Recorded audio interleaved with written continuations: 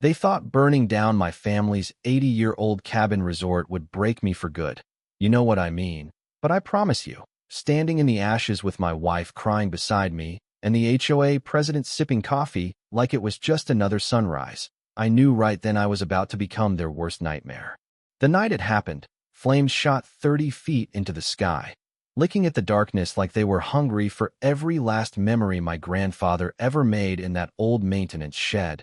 Tools that had built 3 generations of Hartwells into this land melting into the dirt, while the air stank of propane, burning paint, and loss, all tangled up with the sound of Sarah's heartbreak coming apart in my arms.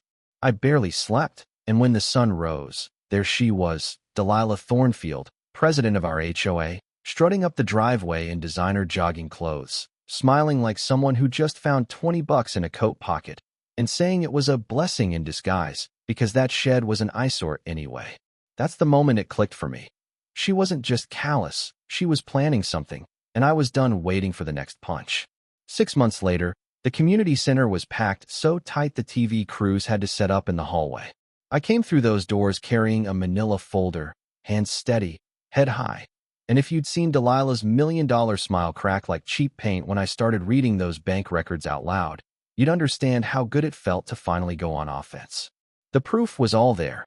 $847,000 worth of missing HOA money. A paper trail so obvious even the sheriff's deputy in the back couldn't hide his grin. But let me back up a sec, because this war didn't start with fire. It started when Thornfield Estates rolled in, promising luxury mountain living and delivering 8,000-square-foot McMansions with lawns so green they looked artificial, while our family's cabins got hit with new HOA fees that felt like legalized extortion. Residents paid $400, but as a commercial property, we got slammed for $2,800 a month, all under the guise of protecting community character. Real funny, considering they bulldozed half the forest for those houses and then fined us for having a gravel parking lot. See, Delilah was the kind of corporate attorney who collected power like trophies. Married to Morton, a retired bank exec with a permanent sneer and a Tesla parked in their driveway, which was plowed by a $35,000 truck bought with HOA funds. She wielded authority like a hammer, and every letter from her arrived with threats wrapped in legalese.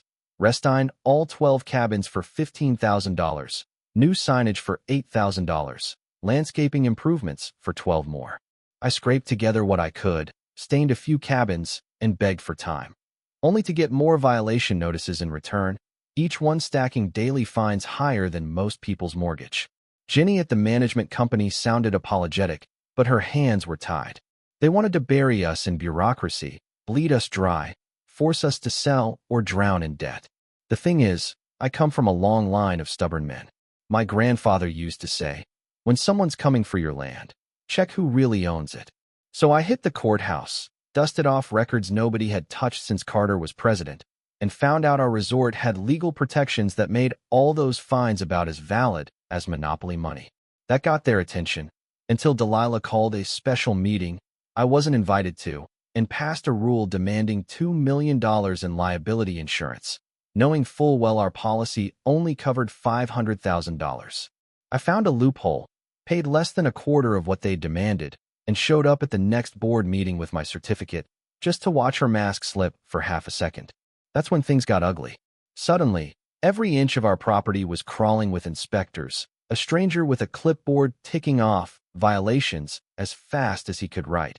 Loose handrails, expired fire extinguishers, even the kids' rope swing suddenly became a capital offense. I called in Jenny Blackwood, the kind of paralegal who could find loopholes in the Ten Commandments.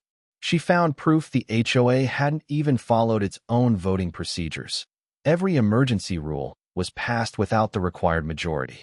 Meanwhile, our story was spreading. Local papers, Facebook, a TV reporter named Rita who interviewed 3 generations of families that had grown up at Pine Haven and watched it nearly disappear under a tidal wave of petty cruelty.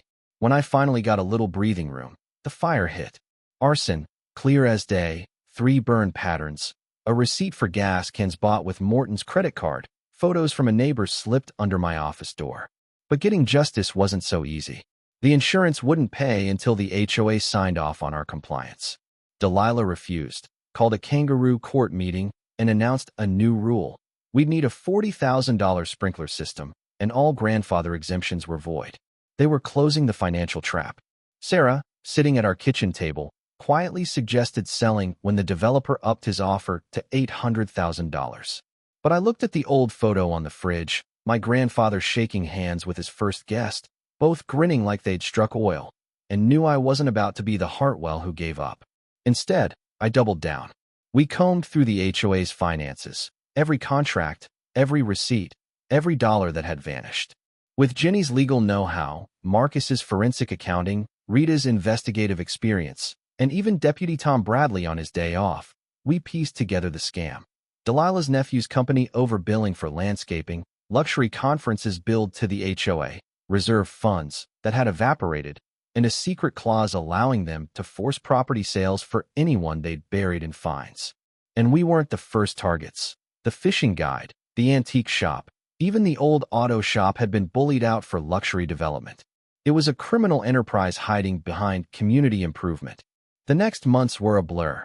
Pizza nights for property owners, media coverage that exploded statewide, allies from inside Thornfield slipping us recordings and emails that exposed the board's contempt for anyone they saw as less deserving. Morton was caught on tape bragging about the $2 million gold mine they'd get once they'd driven us out. Delilah's arrogance was their undoing. She documented everything, believing nobody would ever stand up to her.